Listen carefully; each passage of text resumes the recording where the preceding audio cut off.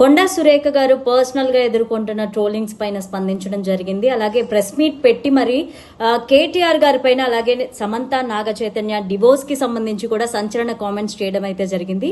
And ఈ comments ని వెనక్కి తీసుకోండి, బహిరంగంగా క్షమాపణ చెప్పండి అని కూడా నాగార్జున గారు ట్విట్టర్ వేదికగా అయితే స్పందించారు. అండ్ శ్యామ్ కూడా స్పందించడం జరిగింది. ఇది మా పర్సనల్ ఇష్యూ, దాన్ని రాజకీయం చేయొద్దు. ఒక మహిళగా మీరు గౌరవించదగ్గ పదవిలో ఉన్నారు, అది మాకు సంతోషం. అండ్ ఒక మహిళ గురించి ఇలా మాట్లాడడం అయితే కరెక్ట్ కాదు అని నేను అనుకుంటున్నాను. ఇంకెప్పుడు మాట్లాడకూడదు అని కూడా నేను ఆశిస్తున్నాను అని శ్యామ్ అయితే ట్విట్టర్ ద్వారా స్పందించడం జరిగింది. అండ్ శ్యామ్ నాగార్జునే కాదు, అండ్ ఈ విషయం పైన చాలా మంది సెలబ్రిటీలు అయితే ట్విట్టర్ వేదికగా స్పందిస్తూ ఉన్నారు.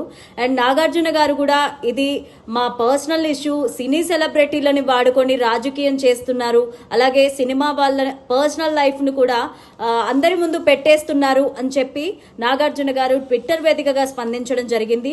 అండ్ సురేఖ గారు చేసిన కామెంట్స్ ని వెనక్కి తీసుకుంటారా, క్షమాపణ కోరుతారా, మరి ఈ కామెంట్స్ పైన ఎలా స్పందిస్తారు అనేది అయితే వెయిట్ చేసి చూడాలి. అండ్ మీరేమనుకుంటున్నారు సురేఖ గారి కామెంట్స్ పైన, సురేఖ గారు చేసిన ఈ వ్యాఖ్యల పైన మీరు ఏమనుకుంటున్నారో ఈ వీడియో కింద కామెంట్ చేయండి.